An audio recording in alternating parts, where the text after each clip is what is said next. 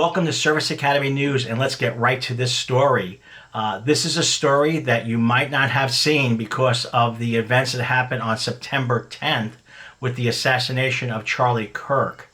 This incident happened on September 11th, Friday, at the United States Naval Academy.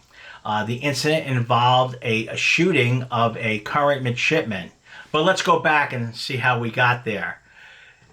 Apparently, a midshipman who was dismissed from the academy, his computer was used to send a threat to Annapolis. Annapolis took it seriously, and they put the academy on lockdown. The notices went out all over the place. Warning sirens, alerts, all those things happened around 5 p.m. at night on September 11th. The midshipmen were instructed to secure their rooms, secure in the barracks, Bancroft Hall. If you're familiar with the Naval Academy, you know that Bancroft Hall is a huge place. Actually, it's the largest dormitory in the United States, if not the world. It houses all the midshipmen, their mess facilities, and everything is in Bancroft Hall. So Bancroft Hall, the academy was put on lockdown. Rumors started swirling. It was a midshipman who had entered the ground, a former midshipman who was intent on hurting midshipmen or killing midshipmen, or that it was somebody disguised as a police officer who was also going to hurt or kill midshipmen. So the rumors swirled, and you know how those things go. So what happened is that as the police were clearing the decks of Bancroft Hall, they went to enter a room, and that room was locked. I guess they did identify themselves as police, but the occupants of that room refused to open the door, thinking that they weren't actually police. Well, the police got into the room. Either they broke the door down or they had a key, but they got into the room. And unfortunately for the police officer, that the midshipman that was in that room was prior enlisted Marine. And that gentleman took his parade rifle and took the butt of that parade rifle and gave it to that police officer in the head with the butt of the rifle. The police officer or the other police officer returned fire, discharged one shot, and hit that midshipman, a former Marine, in the arm and the shoulder. Tragic event. It all turned out to be a hoax. Nothing was going on, but unfortunately, a police officer was injured and a midshipman was shot. That midshipman was airlifted to a hospital, and thankfully he is in not critical condition. He will be fine. So there's a good ending to this.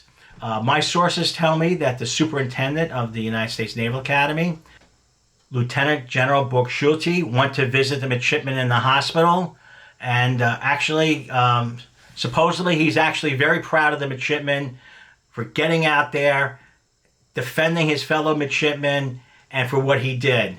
Unfortunately, he got shot, the police officer got injured, but Semper Fi Marine, you did what you thought was right.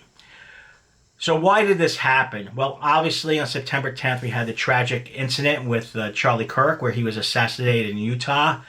Tensions are high all across the United States, and especially in government and military installations, that there could be more assassination attempts or attacks.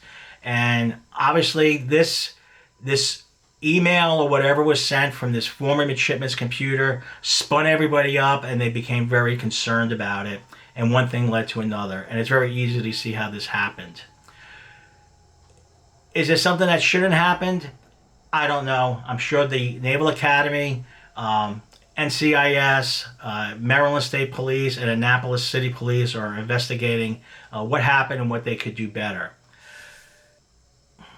So one of my recent videos say go take a tour of Annapolis and go there. You still should go there, but before you go there, call first, make sure that they're open. Annapolis, the Naval Academy in Annapolis is an open campus.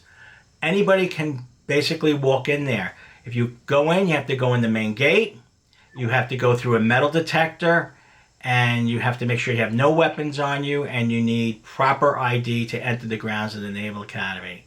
So yes, anybody can enter the Naval Academy. Unlike West Point or the Air Force Academy or even the Coast Guard Academy, where you have to go through their security. West Point is very, very tough because you can drive a car on.